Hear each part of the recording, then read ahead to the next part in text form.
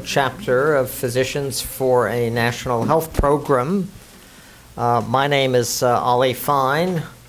I'm the local chapter chair of this group, and we're really delighted to see you all here this evening.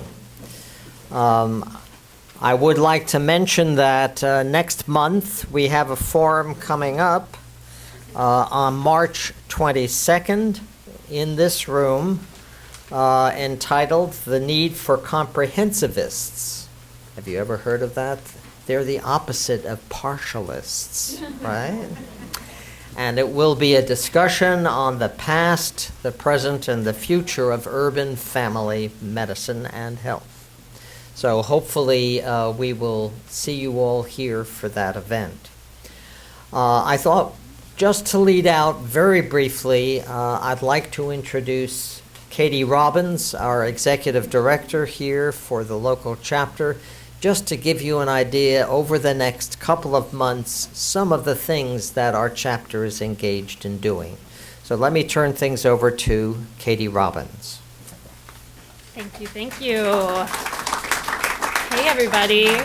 Thanks so much for coming out tonight. So I wanted to share a little bit about activities the chapter has coming up in addition to our monthly public forums. PNHP and our members engage in a lot of different activities to reach the public, to reach health professionals, to reach concerned people about this issue. And single payer is clearly having a moment right now in terms of the national debate.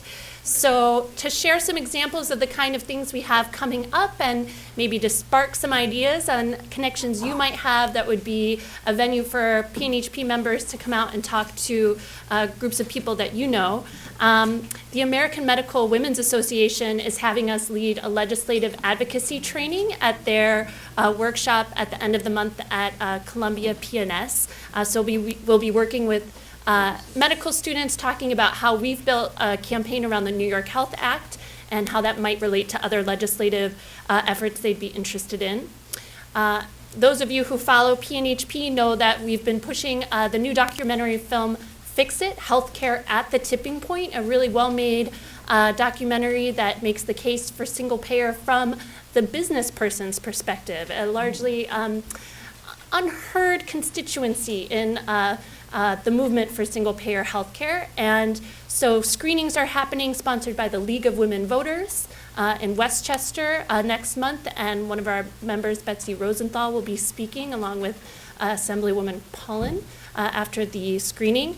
And we even have a screening set up in a few weeks at the New Amsterdam Independent Living Center, which has a discussion group, and they've invited us out. So think about, we're seeking opportunities to screen Fix It and spread the message about what single payer really is and counter some of the misinformation we're hearing in the media. So please do consider inviting us. Have DVD will travel, We're also working on we're presenting to the board of the National Association of Health Service Executives, which is very exciting, and that's been a connection made through our advocacy with Senator Perkins' office. And in addition, we're working on a presentation with the Central Manhattan Medical Society, which is the local chapter of the National Medical Association, a really important group to be connecting with on this issue. So everybody should have on their seats a pledge form, actually, that lists different ways that you can plug into organizing for single payer. And let me just say, should you fill it out and turn it in, we're holding a raffle. If your name is selected, you will win a swag bag, a new fancy Healthcare is a Human Right tote bag full of some goodies, including a copy of the DVD, Fix It. So we really want to encourage people to participate and think about how they can personally engage on this issue. Thank you so much.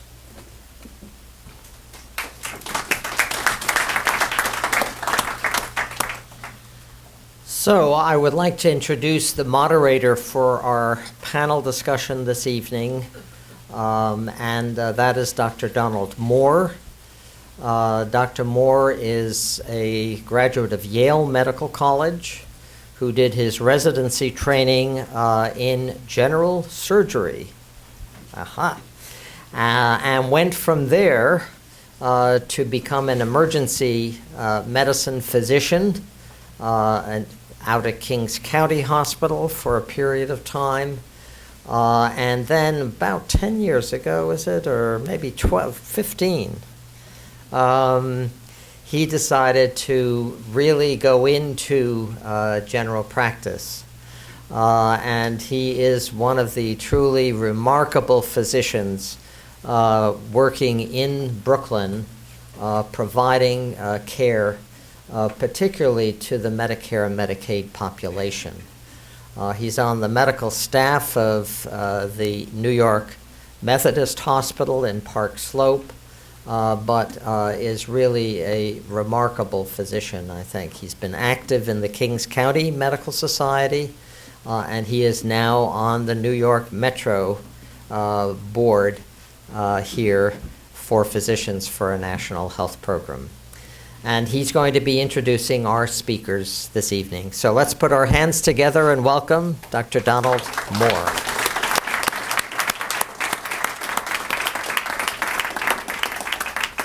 Thank you, Ali. What Ali doesn't know is that I do things simultaneously.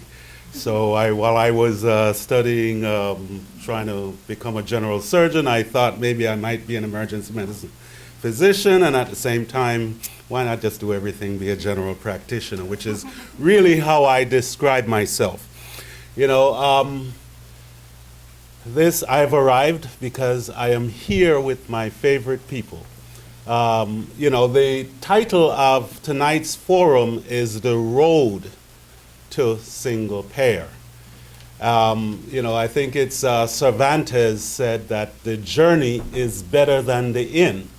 And what I like about this journey is really the people that I have met on this journey. It started a long time ago, and it's very, it's nice to have really good friends and to dine, hang out with people that I have similar thoughts with. What I want to do before we get into the presentation by our legislators, our esteemed legislators, they're going to tell us how to get to single payer. But what I wanted to do for a minute or two is to say why. Why single payer?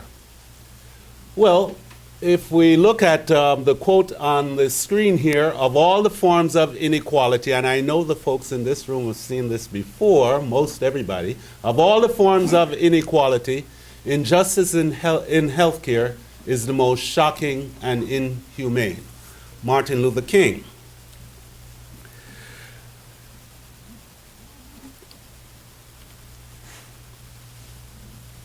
This is why. U.S. health in international perspective. This is a report that was released in 2013, not just by, ordinary people. If you look, you see at the bottom it says the National Research Council and the Institute of Medicine. So these are basically folks that we think are the brains to what we do. These are the folks that analyze and sort of put in perspective what really happens. And if you notice the second part of this title, it says shorter lives and poorer health. So our academic leaders, our scientists are telling us that this population here in America has shorter lives and poorer health. I was in Albany this weekend for the Black and Puerto Rican and Asian caucus. And we were in a panel that looked at health disparities. And as I struggled to figure out, what am I going to say to the Black and Puerto Rican caucus about health disparities? By the time I got to the stage, I realized that the disparity no longer is just amongst Americans. The disparity is between Americans and the rest of the world. We are the disparity. The disparity is how we compare to the other countries in the other developed countries in the rest of the world.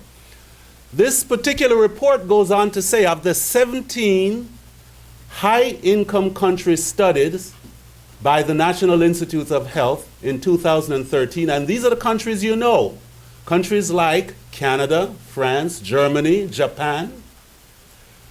The United States had the highest or near highest prevalence of infant mortality. Infant mortality tells us how we're doing. It tells us what kind of healthcare delivery system we have and how well it's taking care of the population. We have the highest, or amongst the highest, infant mortality, maternal mortality, which is a measure of the quality of the healthcare delivery system, and cause-specific disease rates. You know, if you look at heart disease, you know, we spend a lot of money on hearts in America, but our hearts aren't as healthy as the rest of the developed world. Heart disease, lung disease, sexually transmitted infections, adolescent pregnancies, homicides, disability, we're doing poorly. And worst of all is that we spend more than everybody else. So this is a report that I think makes the case for the discussion that's about to occur. So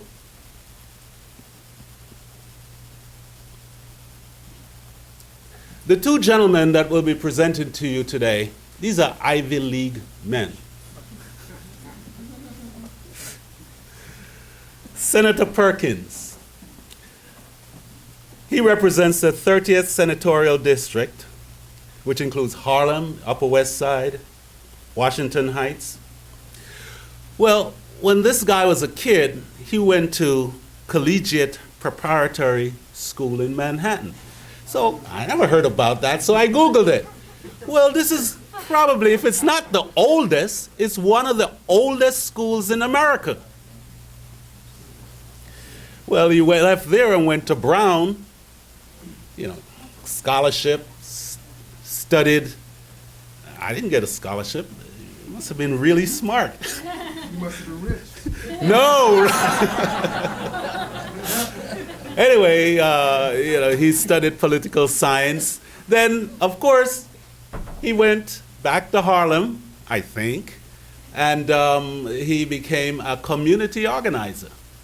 I suppose he probably took courses at the Eastern UCLA, right? University at the corner of Lenox Avenue. Anyway, he finally got to the city council where he really showed what he was made of. He did a lot of work, working with children with preventing lead poisoning in children, created a model for the rest of the country. He basically was involved in public health activities in the city council, dealing with asthma. You heard about the buses in the Bronx that makes our children. Well, he was one who was working on legislation to move those things. Well, eventually, term limits said you have to leave, despite the fact that he was a big shot there in the city council. He went to Albany, and now he's making his mark in Albany in the Senate. Of course, I think for all of us here, what's really, I think, amazing is that he is signed on and is leading the fight in the New York State Senate for a single payer, the New York Health Bill. So I'm going to introduce to you Senator Perkins.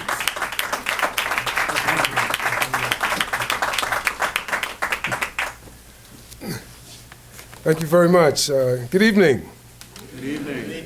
Thank you for that flattering introduction, and I hope that I am able to live up to it. I want to also, most importantly, thank Dick Gottfried for his marathon support and leadership with regard to this single-payer legislation, and I'm honored to walk in his footsteps, follow in his footsteps in terms of trying to bring some reality and some support, especially on the Senate side, to this very, very important piece of legislation. And so I am honored that to be with you tonight and to discuss, quote, the road to single-payer health care. This is a good time for us to meet, coming off a successful caucus weekend, where we held a well-attended and dynamic workshop that focused on New York health in the context of health disparities. I live by the mantra, quote, your health is your wealth. Try and live without it. None of us can live without our health, but under our present system, the right of the insurance industry to make profit trumps the right of individuals to universal care. Things, frankly, are backwards. The road to single-payer health care is most undoubtedly long distance. Just ask our legislative marathoner, Dick Gottfried. Our journey is a marathon, not a sprint, but there is no question that we are making progress in the race of our lives. The next phase of the campaign for New York Health is really all about activating, explaining, empowering everyone to understand why this legislation will make a positive difference in the lives of all New Yorkers. We have over 20 supporters in the Senate, but we need to get to the magical number of 32 in order to pass New York Health. More than halfway toward the goal of 32. But there are two ways to get to 32. Change people's minds through education, advocacy, and grassroots power, or replace them on Election Day. Why don't we say that together? Replace them on Election Day. ¿Cómo se dice en español? Replace them on Election Day. Okay? And I'm serious because, policy is politics. And if they don't vote right, they don't have the right to be representing people who have these kind of health needs. And we all have to do what we can to make, especially my colleagues in the Senate, respond the appropriate way. And politicians, with all due respect, for their noble aims and ambitions, respond to the vote and respond to that kind of pressure. And thank goodness for that. And we have a responsibility to use that aspect of the political process, the legislative process, to get them to do the right thing. We are currently looking at a number of Senate districts. One, District 55, Richard Funk and Joe Robach, 56, Republicans in Rochester. Sue Serino, District 41, and Terrence Murphy, District 40, Republicans in the Hudson Valley. David Carlucci, District 38, and David Valesky, District 53, one of the IDC, Independent Democratic Conference members in Westchester, Rockland, and Syracuse, respectively. In addition, there is currently an open seat Senate race in Nassau County, Long Island, to replace the convicted Republican leader, Dean Skelos. Democrats are running Todd Kaminsky, who voted in favor of New York Health in 2015. Todd brings a wealth of experience and an impeachable ethics to the job as a former member of the Queen's DA's office and as an assistant U.S. attorney for the Eastern District. The election is going to be held on April 19th. So in the end, it is up to all of us to undertake a campaign to either ensure that undecided, unsupportive senators are with us and with the people, or frankly, replace them. In the end, all we really have to ask them, and more importantly, their constituents, is 5 things. Do they want a healthcare system that allows everyone to save money? Do they want a healthcare system that allows everyone to choose whatever doctor they want? Do they want a healthcare system that allows everyone to choose what care is best for them and not have an insurance company restrict or charge fees for services? Do they want a healthcare system that will save the state $45 billion? Imagine what that savings will allow us to do. Do they want a healthcare system that supports small businesses, reduces property taxes, and it increases health outcomes? We can achieve all of this by passing New York Health, and if this bill is to pass and be signed into law, it will only be because small groups of committed people all over this state make it their mission to open people's eyes and minds to the fact that we can do better. That is where everyone in this room comes in. This is your moment. This is your movement. Thank you.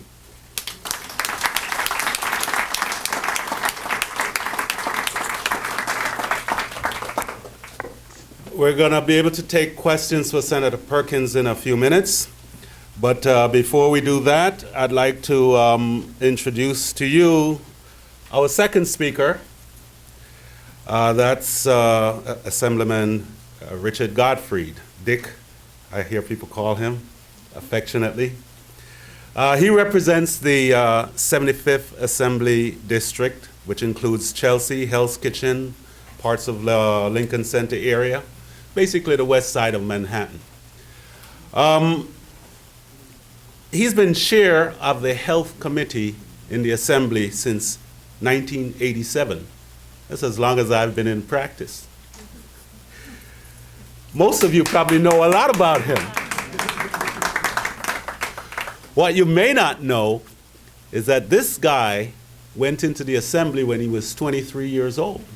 He was elected then, while he was still in law school. Of course, I said these are Ivy League men.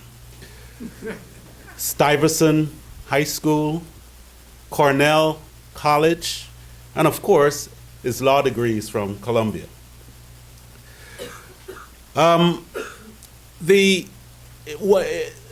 If one spends a little time with Dick Gottfried, one would think, well, you know, all he does is this New York health bill. I mean, he puts so much time and so much effort into it, you figure there has to be no time for anything else. Well, I happen to just look back on his record and things he's been associated with, things that I've been practicing since 1987 when I started practicing medicine. Child Health Plus, Family Health Plus, Healthcare Proxy, HIV confidentiality and privacy laws. And more recently, the medical marijuana bill. From what I understand, Dick wrote the law. As a matter of fact, what I understand is that he knows how to write laws. Not many of your legislators can write laws. So, there are different kinds of people. Earl Nightingale, in his work, The Strangest Secret to Get Success in the World Today, of course, Earl Nightingale, today for him would have been the last century, since that's when he wrote. He talks about the river people. River people are people who throw everything. The river is flowing and they just keep going. It doesn't matter what else is happening, they will be flowing with that river. 45 years working in the Assembly on these issues. Basically, I think of Dick really not as a legislator, but I think of him as a colleague. Well, of course he's a colleague. He's a fellow in the New York Academy of Medicine. As a colleague, I'm not a fellow, but I'm a colleague. And of course, he's a member of the American Public Health Association. So here it is, you have a legislator who has such varied interests in addition to the law that he writes that includes what we are all about here. So welcome to the podium, our Dick Gottfried.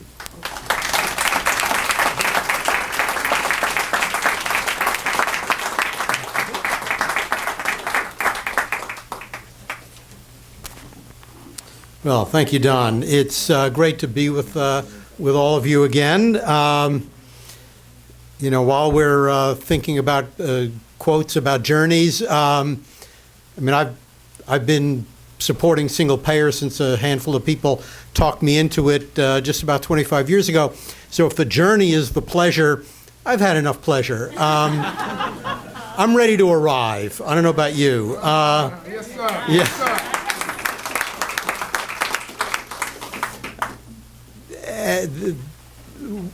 So the quote I want to offer is a line from Confucius, which is that a serious task is a long path. So yeah, if you're serious about this, you've really got to be prepared to be in it for the long haul.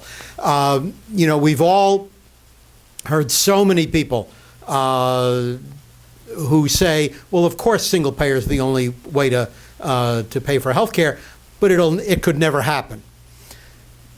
We are in the process of changing impossible to achievable, and I believe when people understand that it is achievable, there will be more people who will talk about it, more people who will be prepared to put their time and effort into it, and I believe that is when we move it from impossible to achievable to inevitable, and we are moving on that path.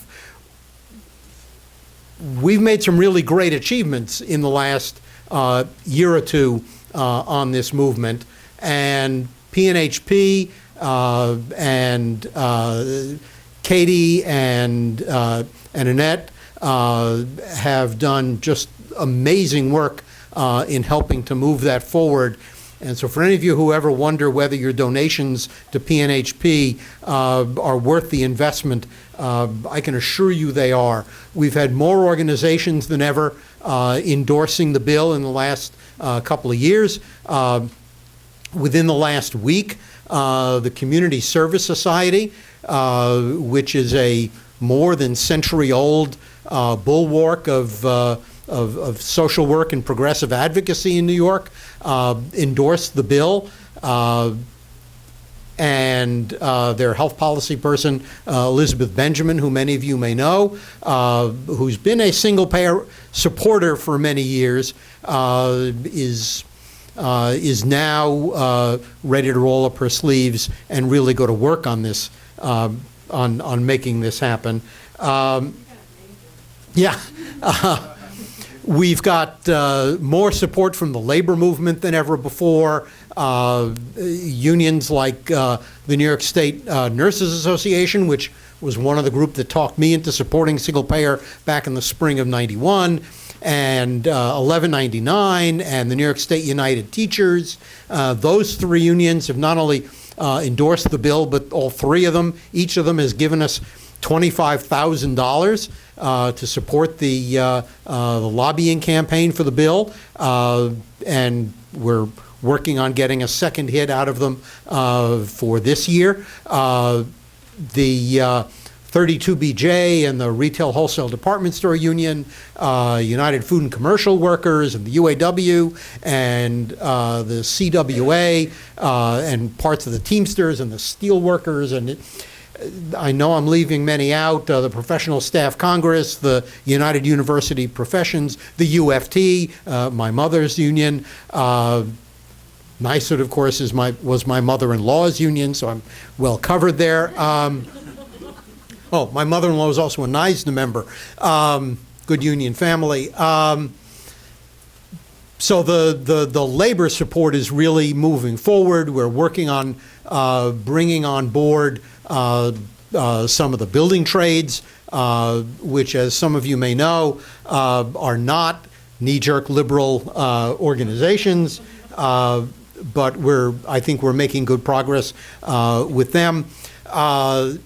And of course, in May of 2015, we got the bill to the Assembly floor, where it passed by a vote of 92 to 52. And so I think we are moving forward, changing the conversation. The fact that that this is a hot topic in the presidential campaign, which I was going to say it's never happened, but I'll bet it was discussed during the 1948 campaign. So yes, this is a long path, and some of us know, I don't know if any of us remember, but some of us know that when Franklin D. Roosevelt was about to submit the Social Security legislation to Congress, until hours before the bill went to Congress, it was going to include universal health coverage. But he backed off because of the adamant opposition of the AMA. So what's next? We are working to make sure that in 2016 we bring the bill to the Assembly floor again and pass it again, and I'm pretty confident that's going to happen. We are lining up and signing up more and more sponsors of the bill in both the Assembly and in the state Senate. Bill has brought more and more senators on board, and that work is going to continue. We're getting more groups and people in labor signing on, and all of that is important because first it helps to spread the word and give a sense of achievability to the legislation so that it can advance to inevitability.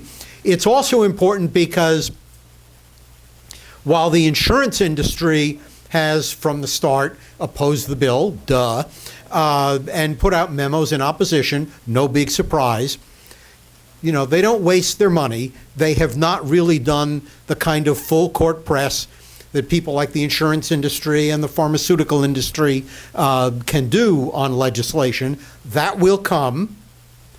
What we are doing now is laying the groundwork so that when that assault comes and when they go to various segments within the legislature and try to say, well, we gave a lot of money to the Little League team in your district, don't you want to not support the single-payer bill? Part of our goal is that they will find that all the people they turn to are already co-sponsors of the bill, and that a lot of the organizations that they will try to influence with their contributions and whatnot will already be on record in support of the bill.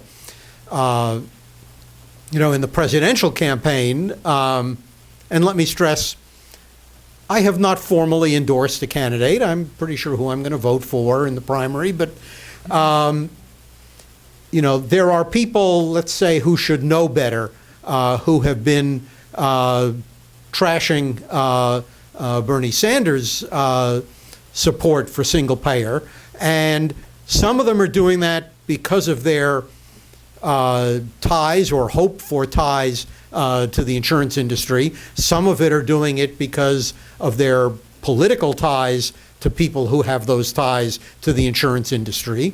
Now, I wouldn't mind if they were saying, well, Bernie, you've got a nice idea, but come on, that's never going to pass the Congress. I can handle that argument.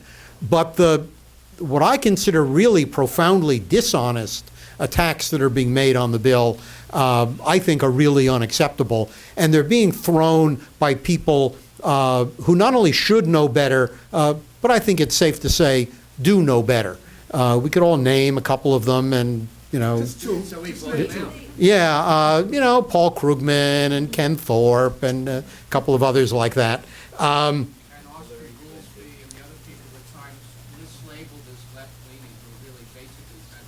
Yeah.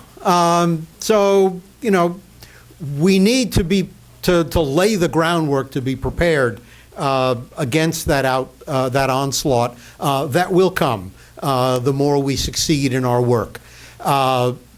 So our goals are in some ways clear, but not easy. One is to build enough support in the state Senate, and as Bill Perkins said, either by changing minds or changing the personnel in the Senate to get to where we have what I like to call a working majority of the state Senate. Those of you who know the history of the state Senate at various moments in recent history know what I mean when I say a working majority. I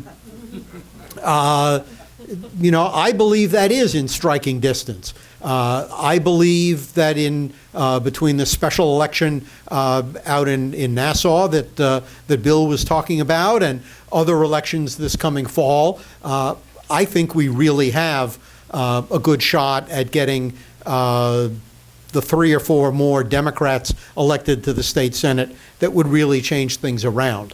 A lot of people ask me, so, where is the governor on this issue? And my answer to that is always, we haven't asked him. I haven't asked him. And that's, I think, largely because I'm not ready for the answer that he would probably give if he were asked that question today. I'd rather that he sit tight for a while and that the issue develop more of a tide before he is asked. I will say, without mentioning names and throwing people under the bus, that if the decision were up to people in his administration who have thought about this issue, I'm pretty confident we would win that vote, because quite a lot of really important policy-making people in the administration have told me that, like so many other people say, yeah, single payer is the only sensible thing to do.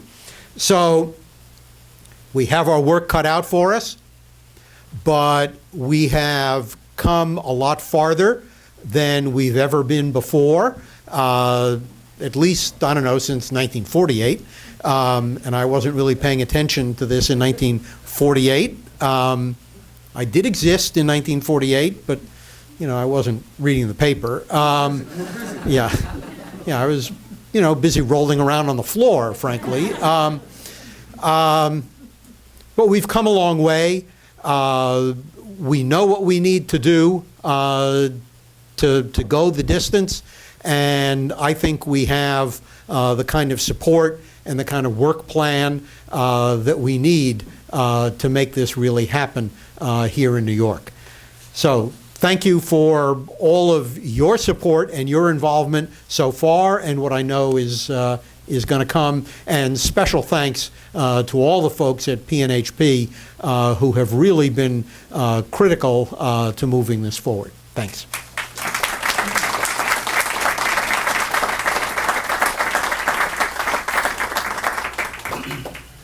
So for those of you who have been here before, this is the best part.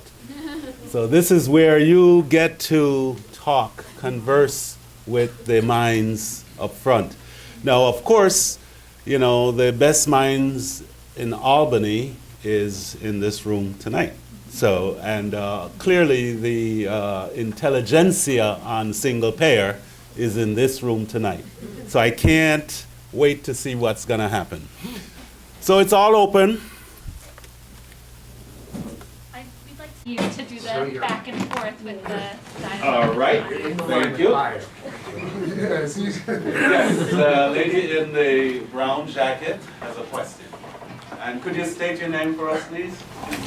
My name is Catherine Walpay, and I think one of the reservations that people have with single payer is that taxes will be increased to pay for it. And I'd be interested to know what your response would be, or what could be said in response to that. So we'll hear from the author.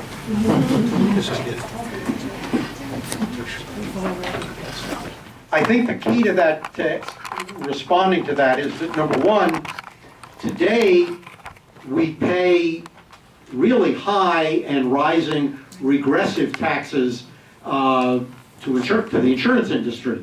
Not a luxury that you can live without, and so what we pay really is a tax, whether you're talking about premiums or co-pays and deductibles and out-of-network charges. They are way higher than they need to be.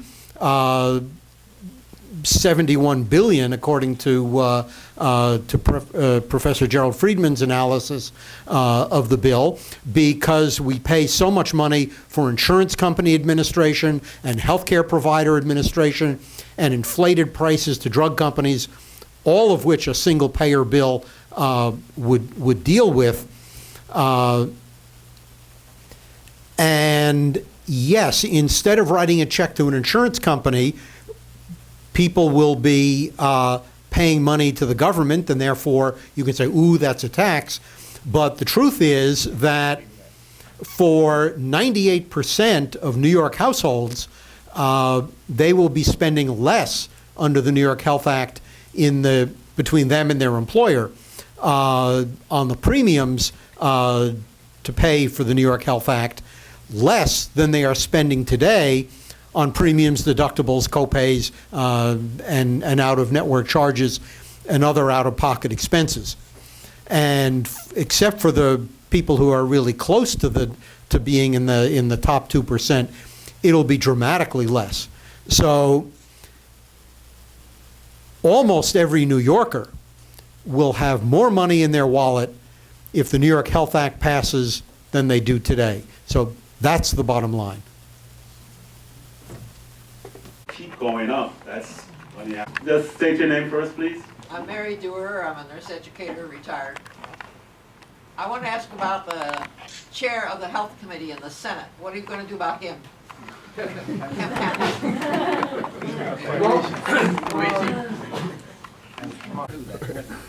That's who he is. That's who and what, all in one. We are going to become the majority, and that will take care of that. But that's the only way that we can. That's the only thing we can do about him. He's from upstate, Long Island, someplace.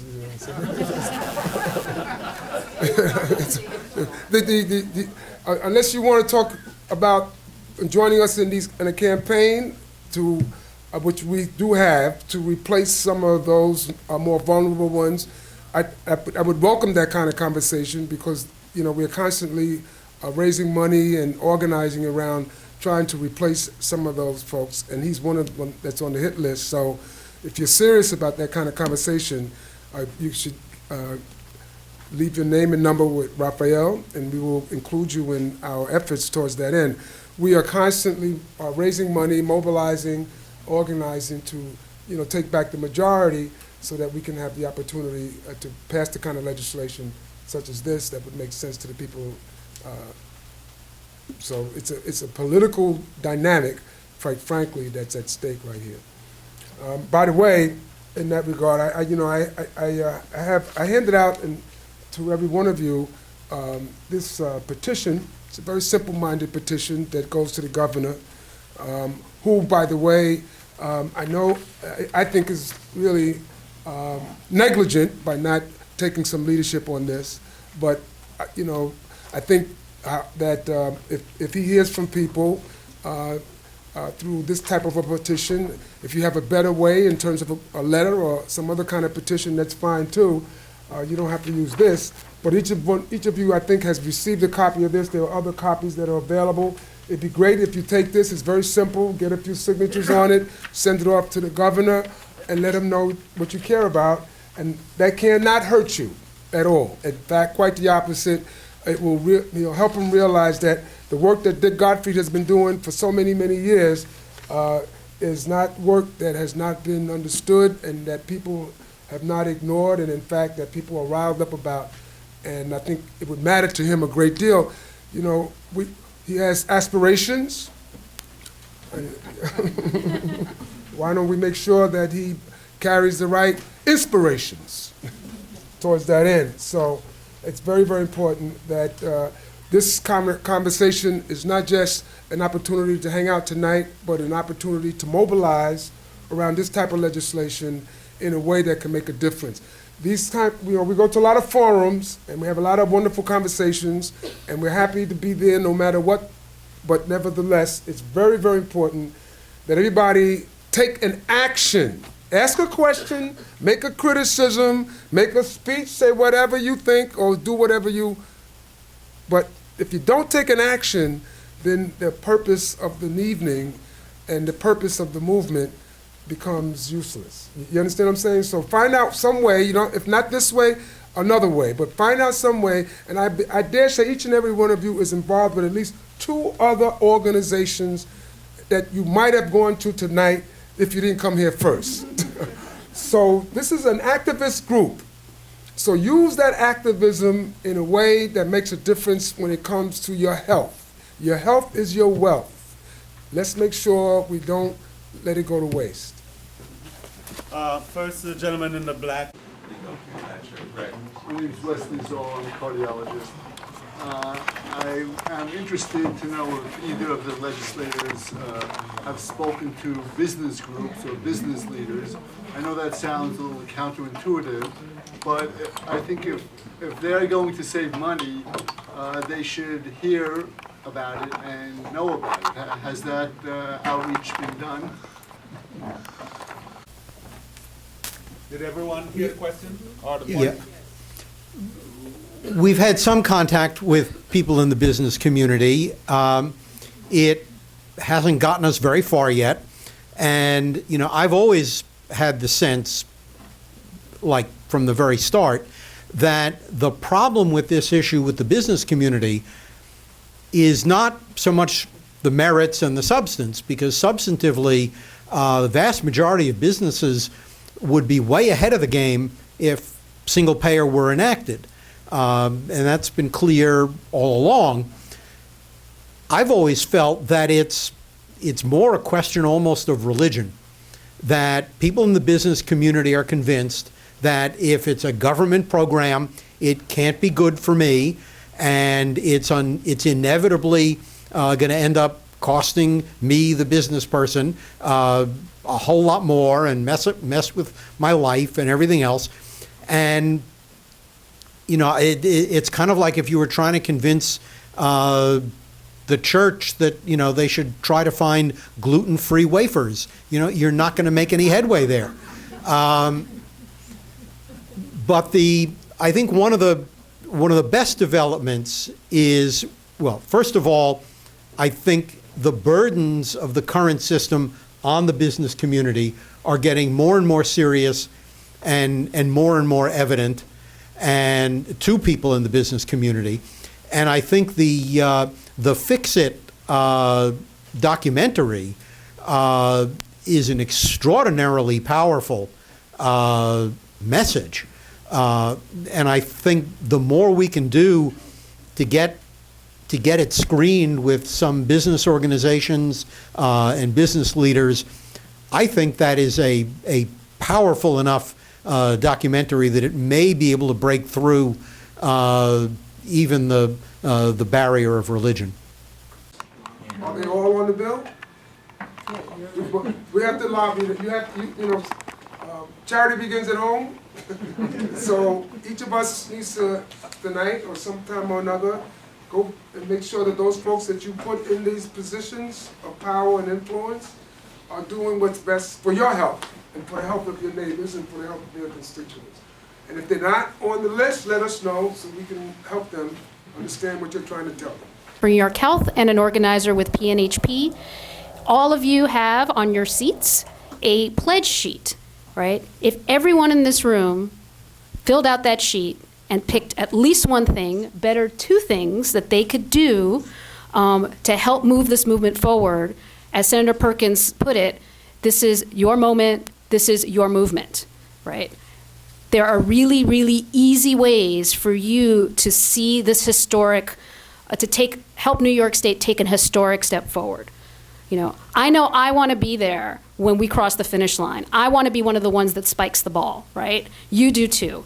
You want to be able to tell your friends, your children, your grandchildren, I was there when we won universal health care in New York State. And when we won universal health care in New York State, it became part of an inevitable movement, as Assemblymember Gottfried mentioned. It became a tipping point. You know, the ACA, however you feel about it, gives us a path and a floor, right? We have a minimum that we have to, that we need to achieve in order of coverage, and we have a path through the state waivers to get there, right? So rather than relitigate the past, let's make the future. Let's win the future. So please, and you might get a toe peg out of it. So it's win-win, right? It's win-win. Let me ask you a question. So how many people know their state senator? Raise your hand. Okay. Boy, y'all must be registered to vote. This is an activist group. How many people know their assembly person? He's sitting up there. Okay. And how many people have a next door neighbor? How many people have 5 next door neighbors? Okay, so How many have it just seems to me that there's about at least 50 people in the room. There's at least, if you multiply that by, then we can start something here. Now, it's always nice to come out at night. I come from uptown, I come way downtown, we all, but we really got to do something about this because, your health is your wealth, but time is running out. But we have to get some momentum, and so when we bring ourselves together to spend some time like this, we need to make a commitment so that there is something that is done concretely that can be identified, that can be counted, so that there's some movement and progress with respect to this. If we don't do it, it's not going to get done. It's only going to get done by those of us who are here. Assume that. And then, if anything better comes, it's gravy. But we have to understand that this is where the movement begins and ends. If we can't make that commitment and hope that it gets bigger, then where are we going to go? It's very, very important, and we don't have all the time in the world. Questions? Yes, lady. Colorblind. Dinky Romilly, retired Bellevue nurse. I live in Sue Serino's district. And I want to know, do you really think that she's vulnerable, Senator Perkins? Can we get rid of her? Can Let me say this. Terry Gibson beat her? I mean, I'm probably one of the most popular elected officials in my district, and I'm very vulnerable. As far as I'm concerned, all of us are very vulnerable. There's no such thing as a safe seat in a democracy. The only safe seat in a democracy, with all due respect, is when the constituency is not taking care of business. And if the constituency is taking care of business, then there's no such thing as a safe seat. Every one of us is subject to your decision. No matter how smart, no matter how well-dressed, or how articulate, or whatever the case may be. So you're in charge of this. This is going to happen because of you. Only because of you. This is the wonderful thing about our democracy.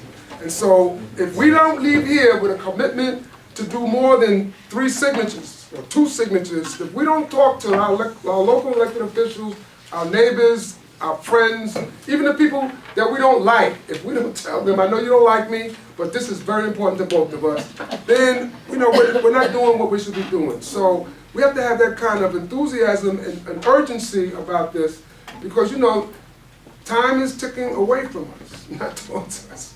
And so this is a very, very important piece of legislation. It's a big difference, for our state, and hopefully it will trigger some action throughout the country. Okay, we have a few questions in this section here. The gentleman in the pad.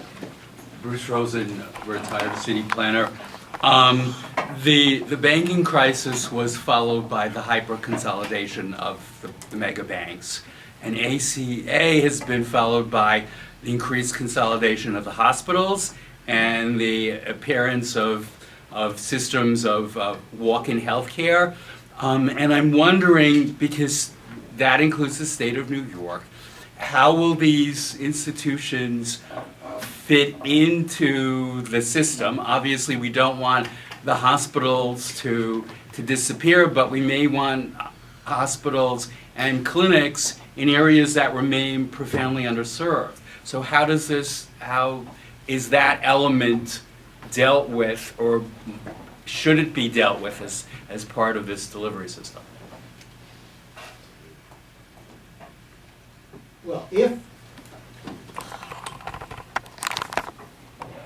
the New York Health Act changes how we pay for health care, it does not, at least within its 4 corners, change how health care is organized and delivered. I think if and when it becomes operational, it will have a couple of effects. Number one, a lot of healthcare providers that are today struggling, in part because they serve communities whose population cannot financially support, Mount Sinai, those hospitals and community health centers and practitioners will all of a sudden be surrounded by a community entirely made up of paying customers. Because every one of us, however rich and poor, will have full-blown, well-paying coverage. Secondly, and I think that alone will not only help sustain safety net providers, but will also slow down some of the tide towards forming bigger and bigger conglomerates, because small hospitals won't be compelled to join up with bigger hospitals in order to bargain with insurance companies. It will also give society more of an ability to help target healthcare resources more towards primary and preventive care than, you know, a system of, you know, countless health plans can do. So I think the consequences for the delivery system will all be good under a universal system. Yes, the lady in blue. Oh, yes. I was wondering, what is it going to take to get some coverage of this issue in any of the New York newspapers? If it's unfavorable. None of the newspapers cover Tell this. us your name. Oh, I'm Sharon Kahn, I'm a psychologist. Well, if either Bill or I, God forbid, got indicted, I don't know about Bill, I'm not prepared to make that sacrifice. How about a sex scandal? Sex scandal. That would probably work too. I don't know if it would rise to a scandal if I was involved. But let's not get me started talking about the news media, particularly in the metropolitan area, and its coverage of Albany. But, you know, the Times ran a story the other day about how, you know, the legislature's been in session for a month or so, and, you know, how much have they done? Well, I've chaired the Health Committee for almost 29 years now. There has never, ever been a New York Times reporter at a Health Committee meeting, and I don't think there's ever, well, there was once one at a Health Committee hearing, and that's because we were covering a topic that one of their writers was working on a Pulitzer for, which he got. But that's the only time the New York Times has paid attention to anything the Assembly Health Committee has done. If and when the governor gets involved in the issue, they might cover it. Until then, it's going to be really tough to get the metropolitan area media paying attention. There are stories about it in the news coverage north of the Bronx. In the newspapers that we all read, very tough to do. So the governor is waiting to hear from you. Okay? So make copies, send your love letters to the governor about how important this legislation is. That's why we made copies for you. The governor is very, very important. If the governor decides to do something about this, you can be sure something will be done. If the governor decides not to,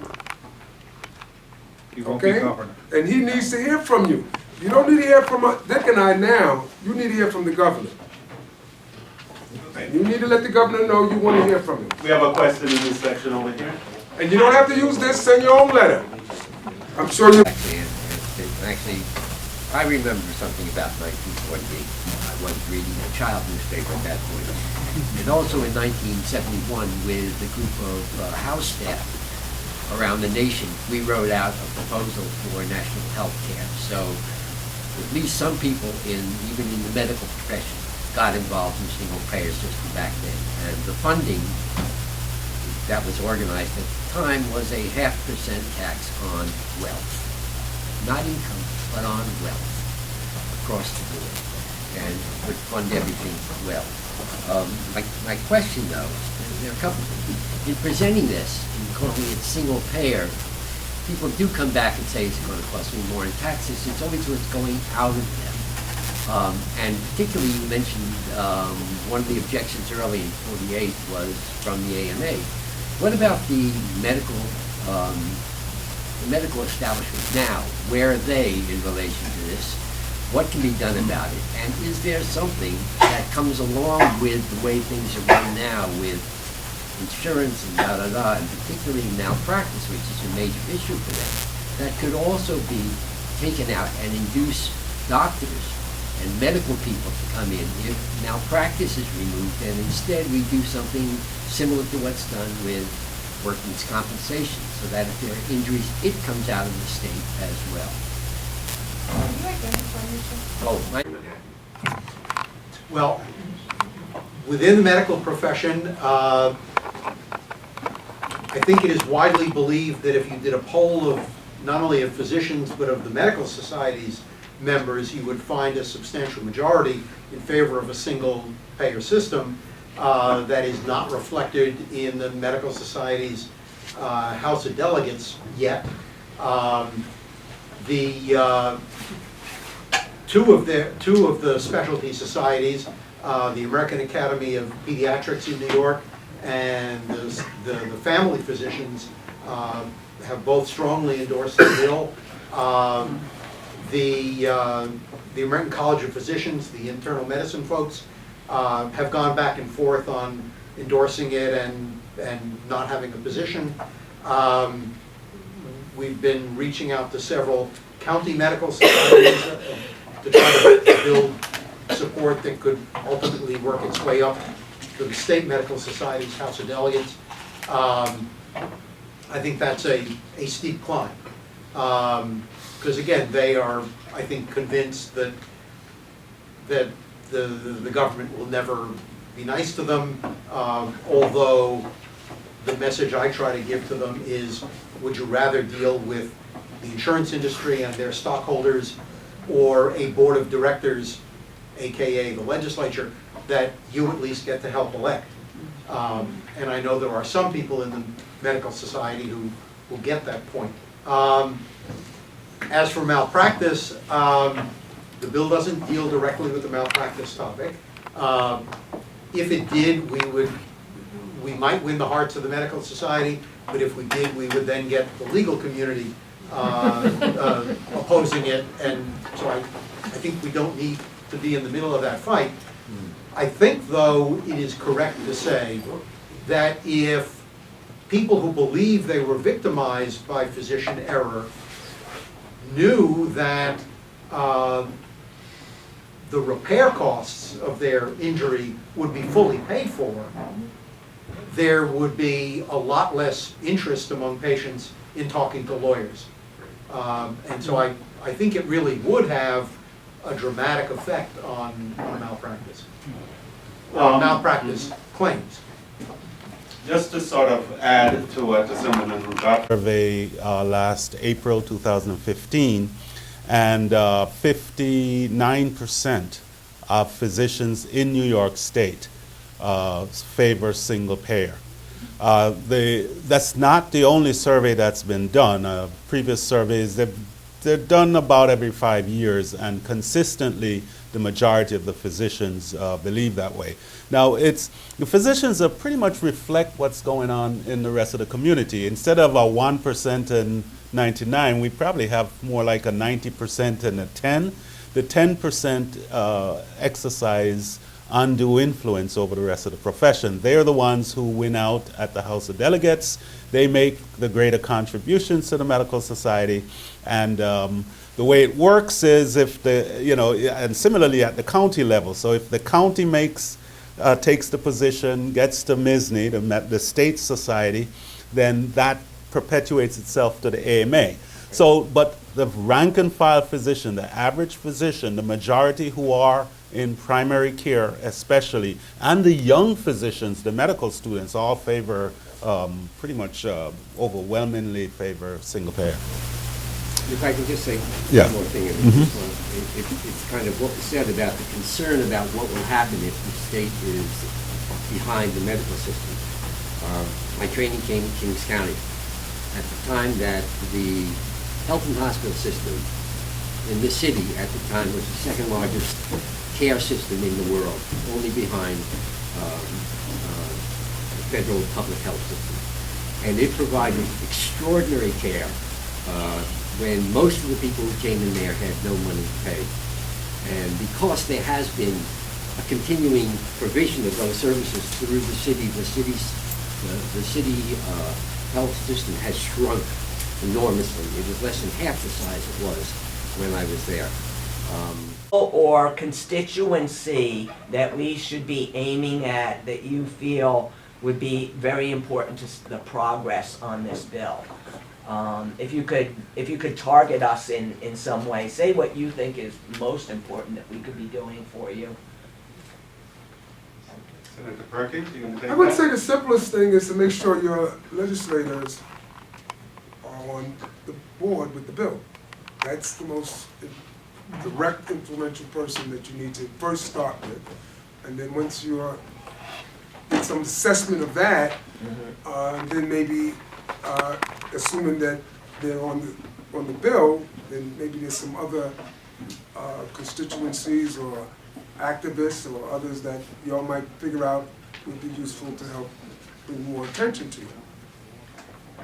Like for instance, imagine having such a conversation in your neighborhood, led by your assembly person or your senator, to help the rest of the community become familiar with it, and maybe send a letter to the governor that says, "Look, we like this. We think it's a good idea." You understand what I'm saying? So I think it starts, with a little grassroots activity, block association, tenant association. And Faith-based leaders are very good at these things too. So it's not just politicians, PTA, nosy people in the neighborhood that are all busybodies, those kind of people. I would add to that, as somebody said this evening, everybody here in this room is a member of at least a couple of organizations, I'm sure. Some of them are not the kind of organizations that would take positions on an issue like this, but if you're in a trade association or a labor union or a religious organization, any number of organizations, getting them to look into the issue, to take up a resolution and endorse the bill, etc. And of course, when that happens, let us know. All of that kind of activity is part of what builds momentum. The lady in the black, in the back. Yes, my name is Evia Leaf. I'm a member of the Granny Peace Brigade, but I come from a family of physicians, so I'm linked to all of them. And I have a strategy suggestion.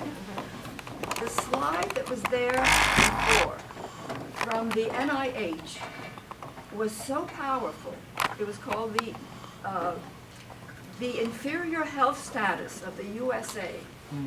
If Katie will email that to us, we can print out our own little version of it, give it to our neighbors, attach it to letters to our senators, to our assembly members, because those letters are opened by aides, by staff. It goes through a few desks before it gets to the official. We can have more impact. We can email that same information to everybody we know.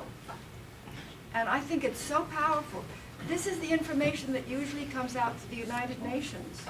But this came from our own NIH saying the system is broken.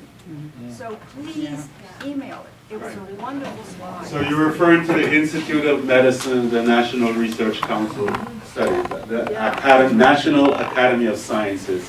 So yes, that's a very good point. I have a question. Yes, sir. I'm going to have to leave, but I just want to first, thank Dick and everybody for the opportunity to be with you this evening. But let me ask, these are good conversations and good ideas, and we're going to take them and work with them in terms of trying to move this legislation with our colleagues and with our neighbors and whatnot. How many people here think that there's something that they can do to be helpful? Raise your hand. Right. So how many people here think they can at least do this? do this now? Okay, how many people think they can do more? You should have more signatures per Well, we page. want to make it easy. If you want more, just copy it No, and make no, I'm more. just saying, when you make a petition like that, you Okay. need more signatures per page. You're right. You can make it. You can do that. Make it the way you think is best. Because I'm not. You know, you have a better idea. That's good. We try to make things easy, and then somebody else can make it better. You can take more than one. You can take two. You can take 10. You know. Okay, I'm gonna take a question from the. But let me just finish my Sorry, comment. I'm So sorry. if you have this little bit to do tonight, and you do it, give it to Raphael. If you want to keep it and make more copies, by all means do that. If you want to make something unique to what you think is best for who you want to address, then do that. But don't leave here tonight having spent this wonderful amount of time with us and not do anything. You understand? Try to do something. Make a phone call. Even whatever creative idea you come up with can help. There's nothing wrong with anything you do. Anything you do will be useful. We're gonna take a question from the gentleman in the white shirt, and then over here. My name is George Friedman Jimenez. I practice occupational environmental medicine at Bellevue Hospital, New York City Health and Hospitals. And my question is about occupational health. Occupational diseases and injuries cost about $250 billion a year in the United States, about 1/10 that in New York State. We're seeing a workers' compensation reform that is really decreasing the ability of workers' compensation to address this problem even further beyond previous reforms, reducing wage replacement below a living wage.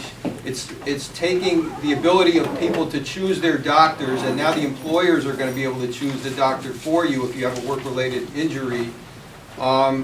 Fewer and fewer doctors are accepting workers' compensation, and it's harder and harder for patients, for workers, to find a doctor to take care of them.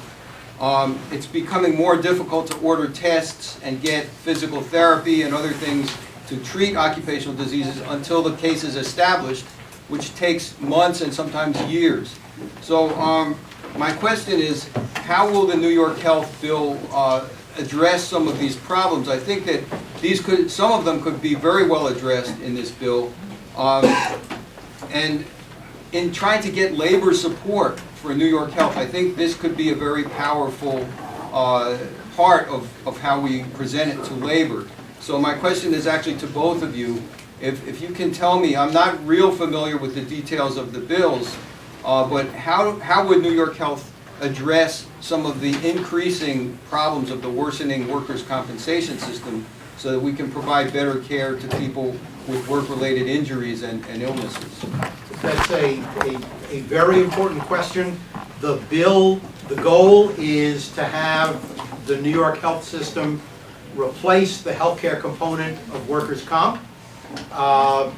It doesn't do that automatically in the bill, in part because, well, what the bill says is that the board of New York Health should develop a proposal and report back to the legislature for taking workers' comp out of the health business and put it entirely into the New York Health, and to consider what role, if any, workers' comp premiums should play in that. And the reason for that is that there is an argument to be made that employers should continue to contribute to the cost of their workplace injuries through their workers' comp premiums, even if workers' comp isn't the vehicle that is paying for the care. And on the other hand, there are other people who argue that, you know, the notion that that workers' comp premiums have some kind of deterrent effect on unsafe workplaces is, you know, maybe a myth. So we're trying to sort that out. But it is absolutely correct that if you think health insurance is bad, workers' comp coverage is worse. And yeah, your broken bones, whether they come from slipping and falling on the sidewalk or an injury at work, ought to be paid for by the New York Health Act. Yeah, wanted both. All right, We'll go to the next question. I just want to say you have inspired me.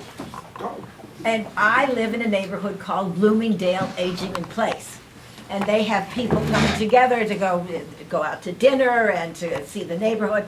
Can call a meeting for Bloomingdale Aging in Place in the Marseille and circulate the material before and have people come and start mobilizing this small, serious neighborhood. Thank you. I wouldn't have thought of that. I think we have time for maybe 2 more questions. Yes, Dr. Sweeney.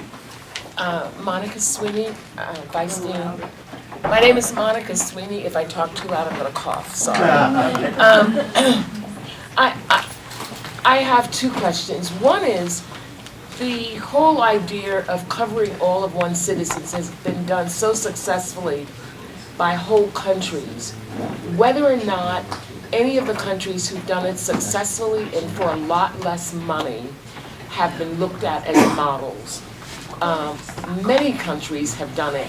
Taiwan had an insurance industry, they stripped it, they did everything, and they came up with a plan that is working. It's been done in many industrialized countries. Number 1, were any of them looked at as models? Number 2, Medicare and Medicaid were built-in disparities. They built in disparities by the payment system. And I wanted to be sure that the New York State, the New York Health Plan is not going to do that. People wait for appointments to see a doctor, the same doctor that is being seen and paid for by private funds, and it used to be by Medicare. The person who's paying by Medicaid would have to wait 4 weeks, while the person paying by Medicare or private insurance would wait 4 days, or 2 days, or no days. And it was built into, by the government, that it was a disparity. And so I want to be sure that when the system is put in place, that there won't be multiple payer systems so that people with different socioeconomic groups will get different treatment. Just to put Dr. Sweeney's comments in perspective, Dr. Sweeney is past Assistant Commissioner of Health in New York City and is currently Chair of the Health Policy Department at SUNY Downstate and School of Public Health, and is also a Vice Dean there also. Yes. Great. Well, certainly a lot of the values and key principles in the Canada Health Act are built into the New York Health Act, number 1. And we have certainly looked at how the Canadian system is working. And, as a result, I often joke that, New York should declare war on Canada and immediately surrender. I have to be careful in what audiences I say that. And the same is true for Taiwan. I know a fair amount about the Taiwan system because my daughter-in-law is from Taiwan, and so I've been there a couple of times. And interestingly, their system, which is a nationwide single-payer system, was enacted in 95 or 96 while Chiang Kai-shek's political party, without Chiang Kai-shek, who had died, was still in power.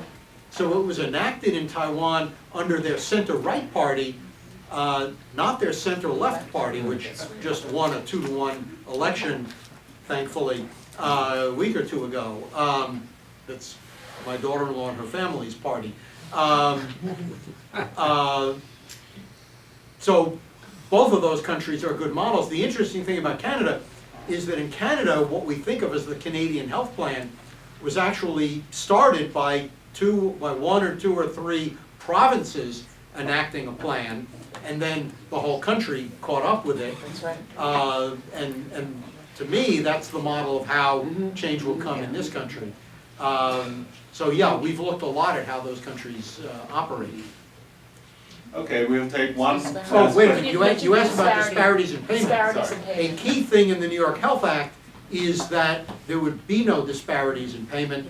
Every New Yorker, rich and poor alike, your healthcare provider would be paid by the same system, and the fact that George Soros and Michael Bloomberg and the rest of us would be in the same boat, and our doctors and hospitals would all be in the same boat, believe me, Michael Bloomberg and George Soros and the governor are going to make sure that their doctors are well paid, which will make sure that our doctors are well paid. And the economic analysis that we had done of the bill by Professor Friedman at the University of Massachusetts operates on the assumption that what Medicaid and Medicare pay will be leveled up to the level of commercial health plans in payment, and that increased spending is built into Friedman's calculations that still show $45 billion a year in net savings in New York.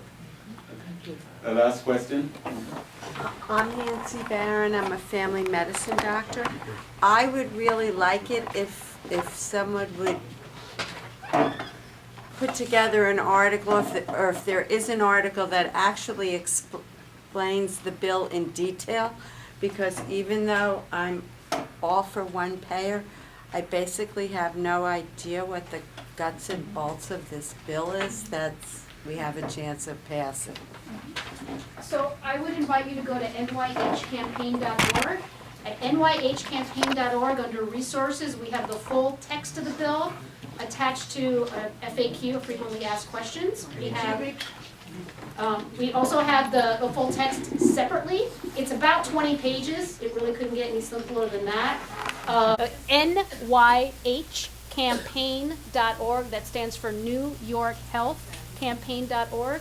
We also have the full 60-page economic impact study by Professor Friedman, a one-page summary of that study. We have a one-page document that shows the share of county property tax that currently goes to Medicaid, which would be replaced by a progressive tax on income and wealth. Somebody mentioned wealth earlier. We are taxing labor and capital at the same rates. That's another reason why we can make this work in New York State. Somebody else mentioned what countries have we looked at? Just FYI, New York State alone has roughly the same population and GDP as Australia. And we also have actually less cancer, we drink less, and some other, and are about as obese as they are, and are actually slightly less diverse than they are. If Australians, who no offense to any Australians in the room, are not like the most enlightened culture in the world, you know, let's put it this way, they're not any more enlightened than Americans, right? We've You know. paid 3%. Yeah. We've paid 3% of Exactly. Australians, I think, in 20 years, but yeah. Yeah. This day, I'm so excited to have this discussion. On that note, I'd like to thank Senator Perkins, Assemblymember Gottfried,